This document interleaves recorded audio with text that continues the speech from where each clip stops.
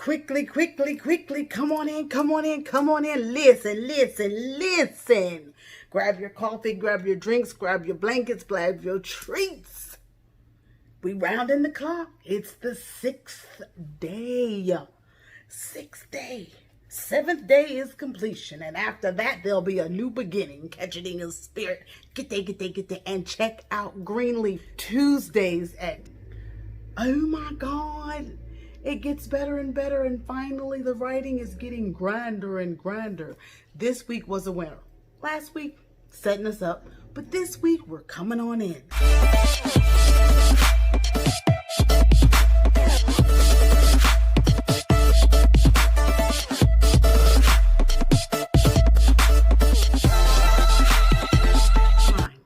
Keep in mind, Rick Fox, and dinner is served at 7:30. That's it. That's all we gotta say. Hey everybody, my name is Lisa. Thank you for coming to Mrs. Carter. My sister, the professor, says, not Miss Carter, Mrs. Carter. Thank you. And be sure you do housekeeping, subscribe. Next week, I promise, we're gonna have Greenleaf right there on that dang on computer. But my 8-year-old has taken the mouse. So I have taken the 8-year-old's tablet. The mouse is gone, so I couldn't turn on. I got the password. Listen.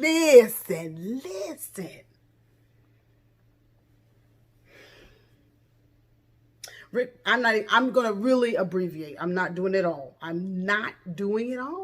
Because I hope that somebody decides to watch.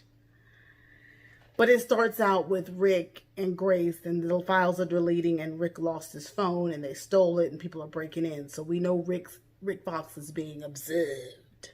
And as Grace goes, what are you talking about? You can see her files being deleted. It was magical. It was quite profound. And he sees the trend. He pulled... Brother Yusef, says in my notes, Yusef, a phenomenal actor. His son is going to deny him, and he gave it his best try. My sister told me to compartmentalize. Let's see how this goes. So right now we're dealing with Rick Fox, and Yusef comes over via Charity, who brings him to the house, and he's like, yo, don't you see the trend? Don't you see what Bob Whitmore is doing? He exploits African Americans that need cash, and he takes their home and he gets their land. And Phil's mother was the ambassador and spokesperson for Bob Whitmore back in the day, and that's why Phil has a devotion to Bob Whitmore, because he gave his mom a job. But that's why the dad can't stand him, because he exploited African Americans. The shirt says, all I need is coffee and Jesus. This is true. So that was a great scene, and Yusef is telling Rick and Charity and Grace, hey, don't you see he's targeting black families and exploiting them? He's a greedy man, bleeding black folks dry. Charity's like, look, you've got to go talk to Phil, Yusef. You've got to. And she is determined to reconcile Phil and his father, Yusef. And Rick's still trying to smooth Grace. So the next moments, but the scenes... Rochelle comes to see Bishop at the bar, because Bishop is determined to meet with the inspector and move along. Let's get into the new beginning. Let's not even get wrapped up in, I'm going to meet with the inspector. I'm not going to the doctor. So Bishop's there meeting with the inspector, and Rochelle walks in right here, and she said, nothing good's going to come by you until you tell the truth for what you've done in the past. It's odd. I seem to be doing very well. I'm highly favored. And looks like you're struggling. You've been tossed out of your church. You've been tossed out of your house possibly. And you're building a church and a bar. I mean, she's coming for him. And then she says, beware. Nothing will prosper, Bishop, until you tell the truth. And he's like, what do you want from me, Rochelle? What do you want from me? I had nothing to do with it, and I'm believing him. I thought, as my sister agreed, that Bishop was going to have a heart attack and Rochelle was going to set the dang on bar on fire right there. The toe tapper is that Bishop probably didn't have anything to do with it, and it was all Fathead, Lady Mae's brother. But we'll let it play out. And Rochelle was like, basically, Skank should have killed you when he had the chance.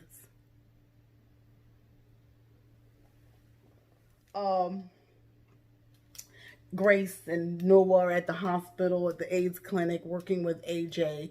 And my thought in that space was, and my sister agreed, was that Bob Whitmore may be his father was the white landscaper. So Karrissa and Jacob, we're ending it, and everybody's okay with it. And Karrissa gives a couple of last minute dabs and jabs at Jacob. And he's standing his ground and he's not buckling. I'm so proud of brother. Right there. I always say it, housekeeping, subscribe. Okay, so Karissa and Jacob will make a decision. We're finally beginning to be parents the way we should have been. And this conversation comes from them being in the guest house with the daughter who's trying to leave. And they're like, let us talk about it. Let's make a decision. You don't have to make a decision now. Let's refund the ticket. Jacob's being a man. He's putting forth his leadership skills. And finally, Carissa's like, yo, I finally see you stepping into what you should have been. And, you know, Jacob gives it a look like, you still bumping off at the gums. And then she was like, maybe it was me. So finally, she's realizing her miff could have been what just drove him bazooka tunkas. And Jacob gives her a look that is so satisfying. So I really appreciate that. Talking about, you know, Bishop runs in and goes, that Rochelle showed up at the bar and basically drove me over the hot coals. And Lady Mae is like, I want to make this right. I'm trying to find holiness through all of this. And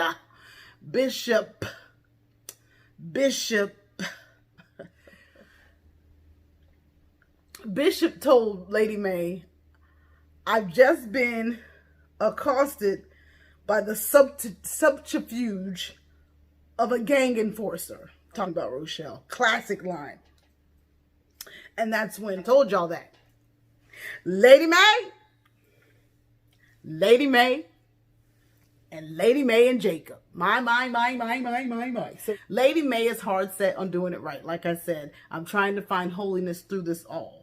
And Bishop says, how dare you even throw holiness into this, and don't even come for me and tell me I need to make this right and clean my slate. I've cleaned my slate in the public eye for years. So Jacob comes upstairs and says, hey Mom, let's go ahead and get ready to say bye to Karissa. She's leaving the family house. And Lady Mae says, in the classic, wonderful, fantastic Lady Mae fashion, how about, instead of saying goodbye or showing compassion, we'll be right there. How about you marry someone you love next time? To be faithful. Then you won't have to worry so much about this normalcy. The normalcy of just saying goodbye to the woman you're about to divorce. That's nice enough.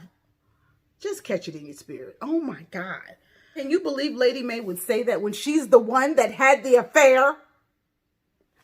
Well, both of them did. But still, why throw dirt in your son's face? Okay. Just catch that in your spirit. Fantastic scene. Telling that boy, Jacob, telling that boy how to live. Keep your holy admonitions to yourself. Write what you did 40 years ago. And I quote. Woo, and it goes like this. Try confessing your own sins. You lived a lie for 40 years.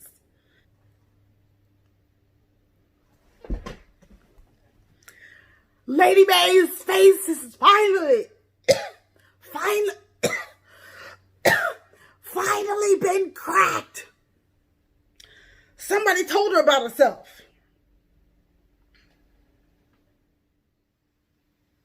I had to capture this. I'm not even going to talk about this scene except for when Charity goes to the church to try to convince Phil to talk to his father, Yusef. Sister, the fiance, sister with the red hair, almost fell getting up trying to break her neck to keep Charity off her man. Baby, that scene right there is classic. You gotta watch Greenleaf. And it's always on repeat on OWN. Comes on Tuesday nights at 9 p.m. Eastern Standard Time. this scene right here. Lady Mae decides to clean her slate. And basically, as they're saying goodbye to Karrissa, says, your sister's by another man. I had an affair 40 years ago. And this is what you get. And no explanation. Bishop's okay with it. Grace already knows. Dinner's at 7:30. Carry on. And turns and walks away. Meanwhile, Jacob, Charity, everybody's stunned. The two grandchildren are like, what? Dinner is at 7:30. And we go to the veranda after that scene. And the sisters and brothers, Jacob and Charity and Grace, are giggling and laughing. And just famous lines come out of the scene. It is the scene for all scenes. It's brothers and sisters being real. It's what me and my sisters do at the beach. And we go, there's great quotes coming out of it. Put your seatbelt on. Tap your toe and put your seatbelt on. You might not care. Nobody may be watching. But it goes like this. Jacob said, if you knew what mama put me through in regards to my marriage to Karrissa.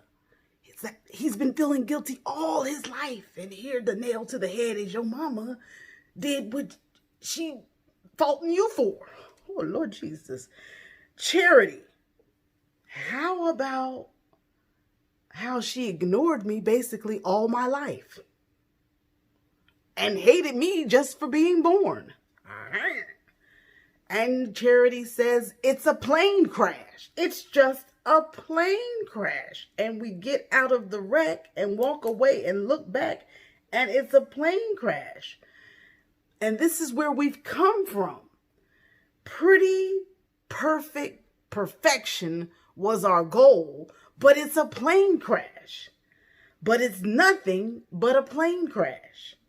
And Charity says, but the message with the wine is, we're survivors. And we don't have to live up to any of this pretty, perfect perfection.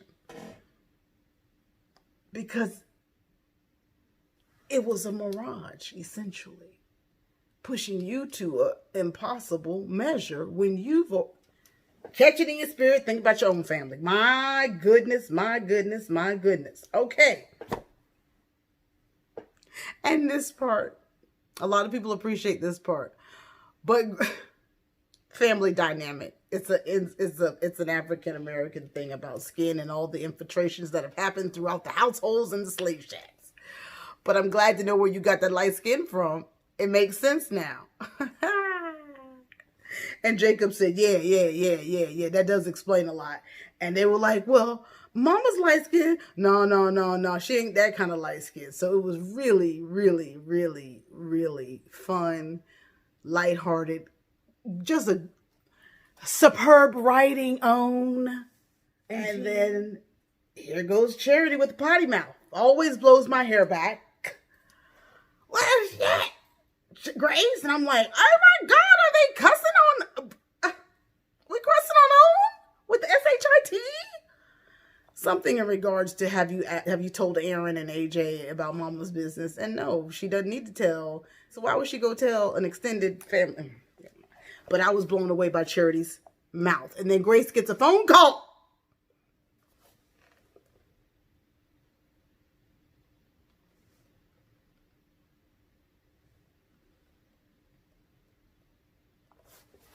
It's Rick Fox saying, meet me at the house, meet me at the house, meet me at the house.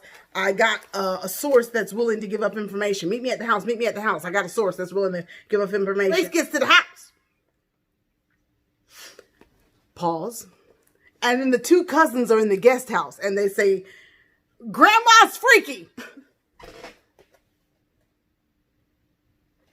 I have a hard time saying Grandma's freaky. No, Zora says, yeah, Grandma's freaky. Everybody's got a little freak in them.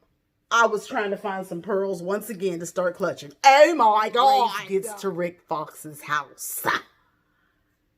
And he doesn't answer the door. I just knew she was going to push the door in. And he wasn't there. He wasn't there. He's not there. Where's Rick Fox? He gone. He gone. He gone. He gone. And then some headlights pull up on Grace and make her feel threatened. And I would have never talked to nobody. I would have jumped in my car.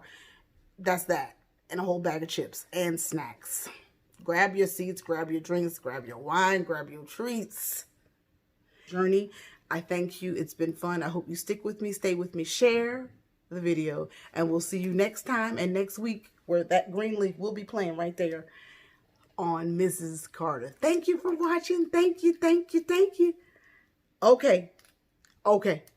Uh-huh. Uh-huh. Yeah. Uh-huh. Okay. I call you, girl. I call you.